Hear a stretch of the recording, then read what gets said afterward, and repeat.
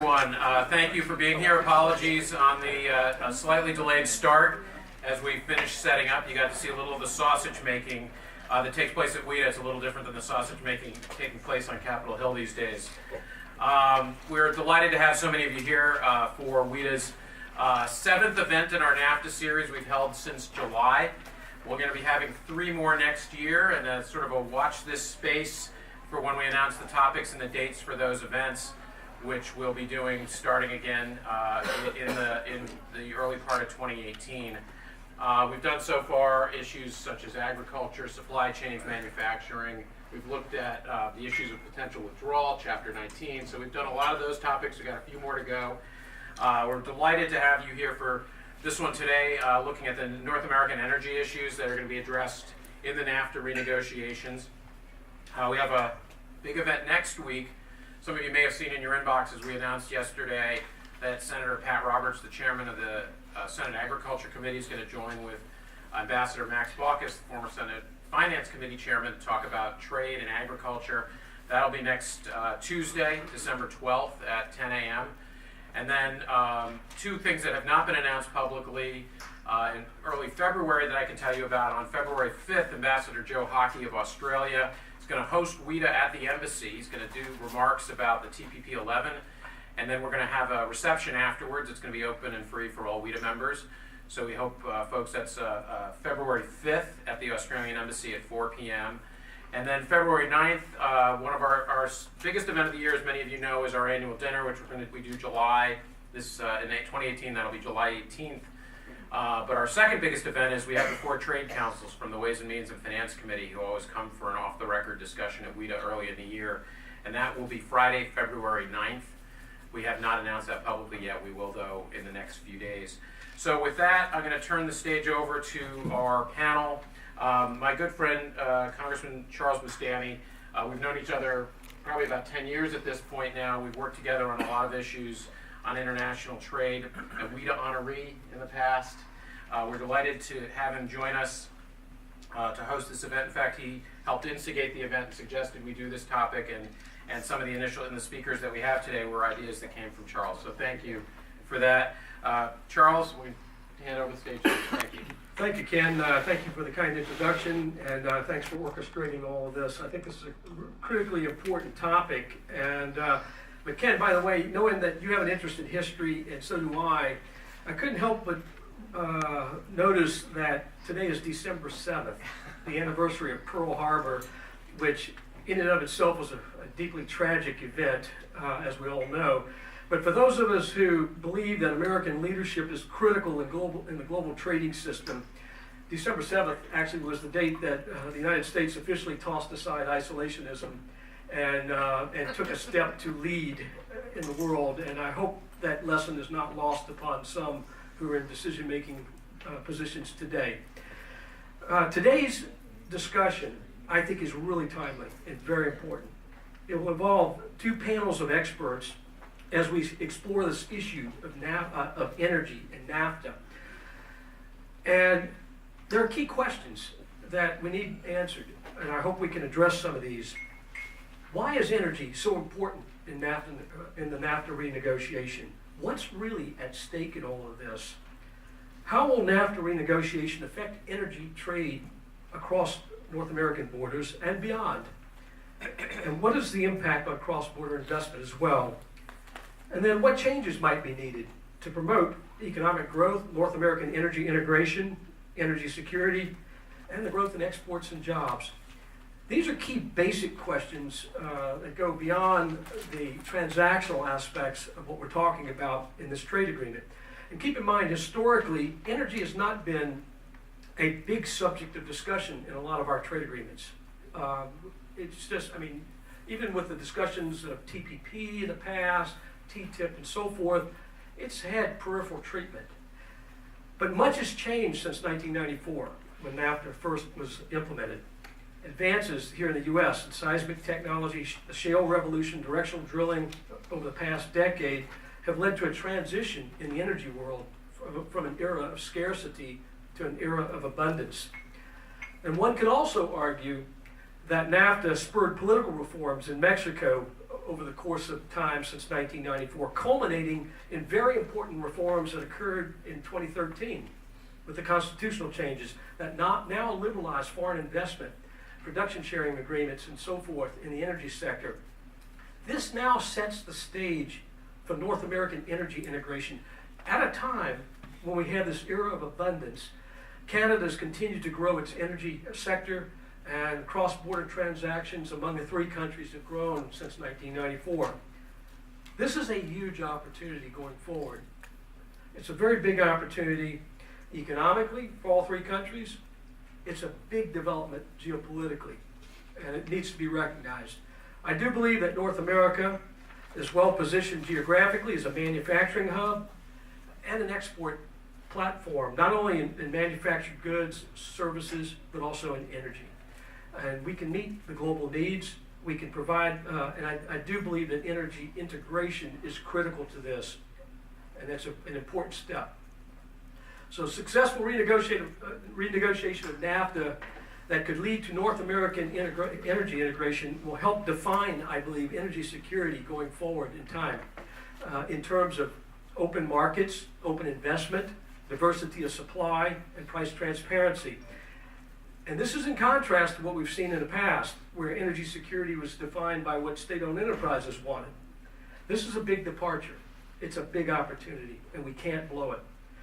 I do believe that successful renegotiation could also spur expanded Western hemispheric energy integration and trade integration. There are developments now in Argentina and Brazil that lead me to believe that there are opportunities to get better cooperation across the board in the Western Hemisphere. And now with the Pacific Alliance, which is more market-oriented, creating new tension and pressure on the Mercosur bloc, this is a big opportunity.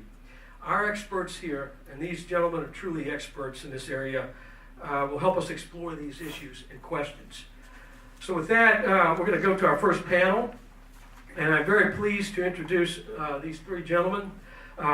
Immediately to my right is Jack Gerard, the CEO of the American Petroleum Institute. Jack's been a longtime friend, someone who is deeply knowledgeable about these trends, and I can tell you from a personal note, Jack has been a real guide to me in my congressional career, and now I look forward to learning even more as we go forward.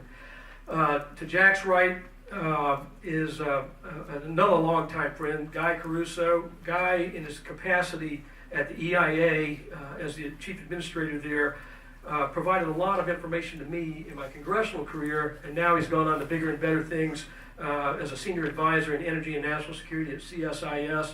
And I understand now you're the incoming president of the U.S. Association of Energy Economics. Is that right? Yep. Stay around long enough, and then to Guy's right is Sergio Marchi. And I just met Sergio, but I did read over his biography, and you have it.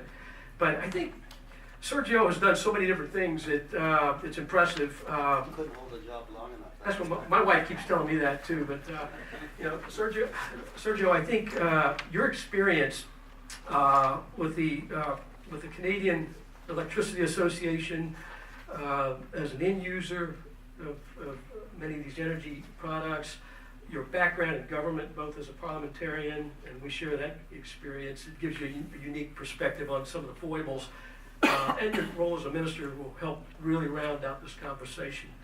And so with that, let's get started. And we'll start with you, Jack. Yeah, that's right. Okay. Well, thank you, Congressman. Can you hear me back there? It's great to be with you again. We talk about mentors. He's a mentor to many of us in town, and it's good to be back together after his long public service and tenure, and one that we greatly appreciate and admire. Congressman, it's just good to be with you. And Ken, thank you for your efforts and as part of your group to facilitate these conversations. We just say from the oil and gas industry perspective, these are very, very important conversations at a very, very important time. I'd like to share a few prepared remarks with you this morning, and then I guess we'll turn back to the panel for question and answer dialogue. NAFTA plays a critical role in America's energy renaissance, which continues to spur economic growth and investment in energy development all across North America.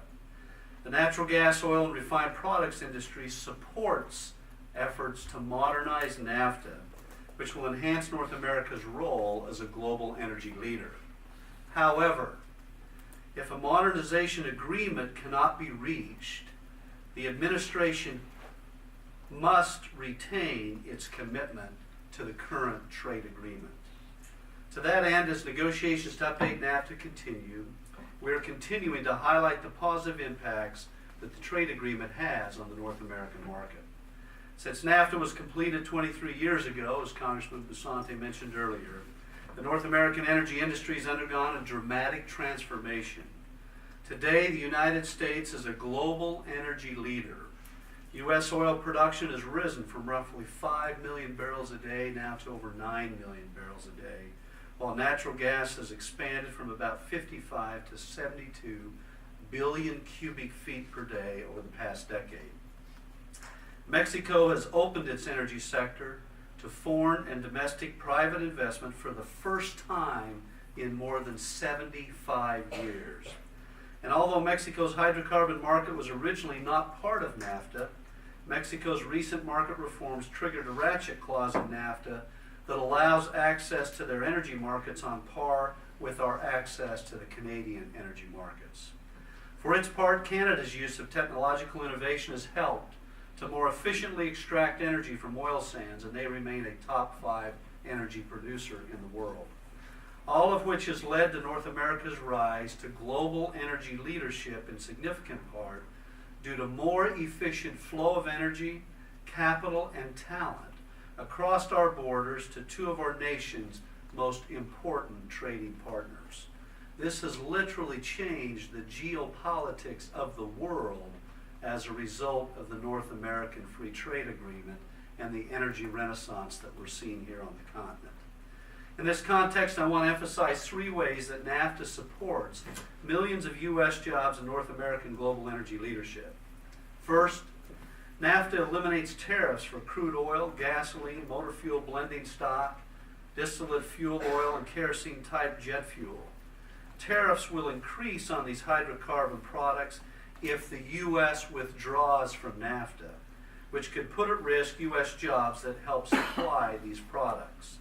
Just last year, the United States exported more than 500 million barrels of refined products to Canada and Mexico, making them our 2 largest export markets and making our continent more energy secure by reducing reliance on outside energy sources. Second, NAFTA liberalizes U.S. imports and exports of natural gas. If the United States were to withdraw from NAFTA, all U.S. natural gas exports to Mexico would have to be approved, likely through a slower and almost certainly less certain administrative process. The timing for a potential withdrawal is particularly ill-advised because U.S. pipeline capacity for natural gas exports to Mexico has rapidly expanded and expected to nearly double in the next 3 years. Third, NAFTA opens markets and provides strong protections for U.S. oil and natural gas investors. For U.S. investors in Mexico and Canada, NAFTA delivers strong protections of non-discrimination, fair and equitable treatment, and rules and limits for expropriation. And NAFTA secures these investment protections with a strong investor-state dispute settlement provision through a neutral arbitration system that extends several of the private property protections found in the U.S. Constitution, including due process, non-discrimination, and fair treatment by the government, and compensation for the seizure of property. ISDS protections are essential to every major sector of the U.S. economy, which is one of the reasons more than 100 trade associations representing everything from small to large industries across every major sector of our U.S. economy, employing tens of millions of U.S. workers, have come together to encourage the Trump administration to maintain these vital provisions as it renegotiates or modernizes NAFTA. Weakening or eliminating NAFTA's investment protections and ISDS, either by modifying it in a new NAFTA approach or by withdrawing the U.S., will take the U.S. in the wrong direction and risk undermining U.S. global energy leadership. For American consumers, withdrawal from Nafta could diminish or eliminate an important buffer from foreign energy supply disruptions, which in previous decades could have restricted supply and possibly destabilized energy costs and could derail or stop progress toward North American liquid fuel sufficiency, which the U.S. Energy Information Agency estimates could be achieved as soon as 2020. In addition, consumers continue to enjoy the advantages of our nation leading the world in the production of natural gas, oil, and refined products. AAA reports that American drivers saved as much as $550 a year just in transportation fuel costs in 2015 as a result of the abundant, reliable energy in this country. And the average American household is projected now to save as much as $1,337 that same year due to lower utility costs and other related energy savings.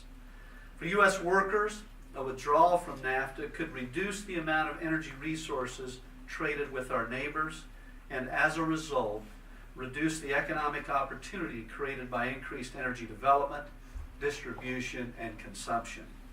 Today, the natural gas, oil, and refined products industry supports 10.3 million American jobs, contributed more than 1.3 trillion to the U.S. economy in 2015, which for context is more than the GDP of Australia. Ensuring that the flow of energy between North American countries remains free, fair, and stable means remaining committed to NAFTA and its robust protections for U.S. businesses and workers. And it means that American consumers will continue to enjoy affordable, abundant, and reliable energy produced here right in the USA. Thank you very much for your attention. I look forward to the comments and the discussions. Thank you, Mr. Boustany. Thank you, Jack. Let's go next to Sergio.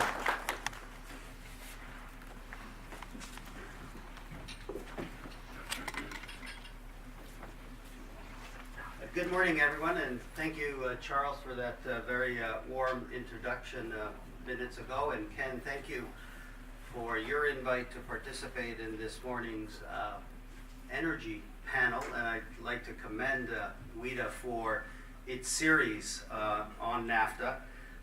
For us, energy is, as Jack just illustrated, an integral part of NAFTA and part of a vital, more than a century-old partnership between Canada and the United States. In this regard, let me touch on three issues. First, anyone who is to address the NAFTA energy talks needs to say a word or two on our bilateral energy file because it offers, in my opinion, invaluable context to those talks. When it comes to electricity, the very first transmission line between Canada and the United States was commissioned back in 1909. Today, more than 35 transmission corridors span our borders, with 6 additional ones in different stages of development. Some 30 states rely on electricity from Canada. So since that first line, our two countries have built and nurtured an integrated grid and a trusting partnership. A partnership marked by collaboration on everything from reliability and resilience to security and mutual assistance to innovation and clean energy. For me, today's discussion, therefore, is part of an ongoing, highly positive energy conversation between our two countries and how we can further deepen it.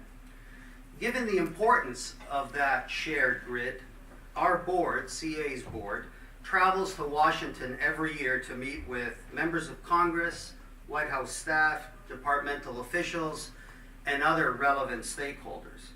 And during our last visit, in the early days of the new Trump administration, officials told us something that I think is relevant for this morning's conversation.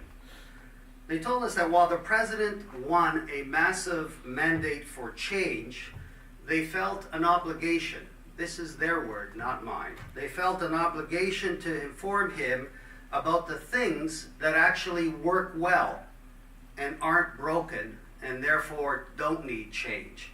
And at the top of their list, from their words, was our bilateral energy file, where they readily admitted that if there's noise in this file, it's all positive noise, recognizing also that Canada has contributed mightily to America's national energy security with its reliable exports of electricity, oil, and gas over the many years.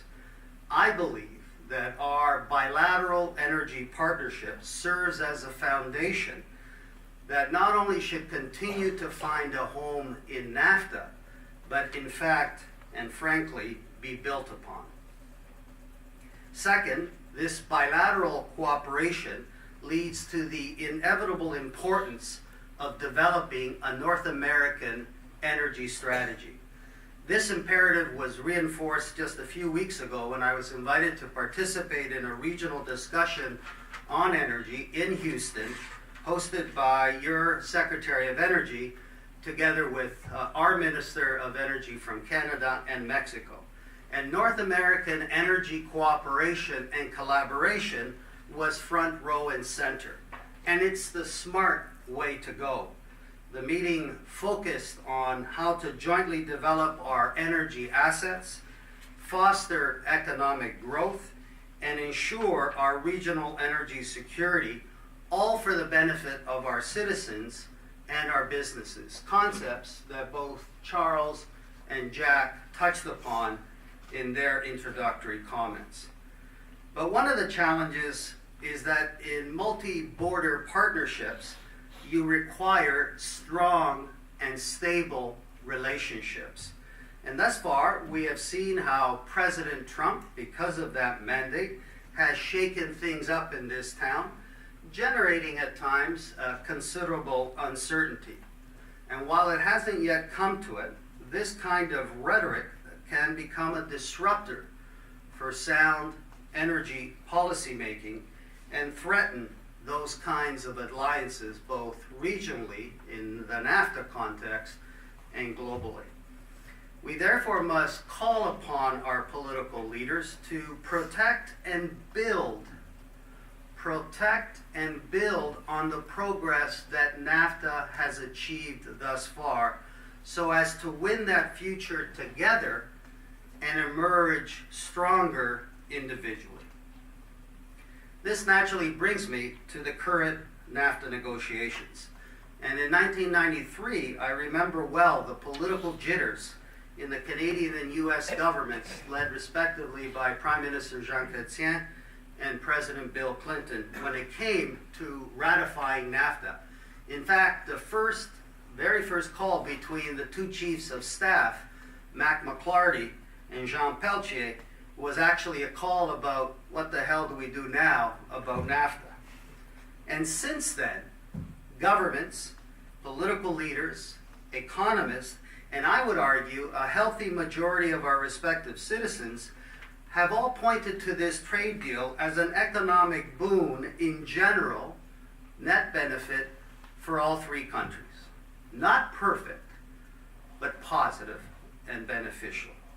And beyond the dollars and cents that flow commercially speaking, it also serves as a sturdy bridge between our three respective peoples. Again, the election of Donald Trump clearly has changed somewhat the dynamics on the US side. During and after the election campaign, he has been a rather tough critic of NAFTA, which is his right. And so it's not surprising that after 5 rounds of NAFTA negotiations, the US tone, if I may be so bold to say, continues to be fairly harsh.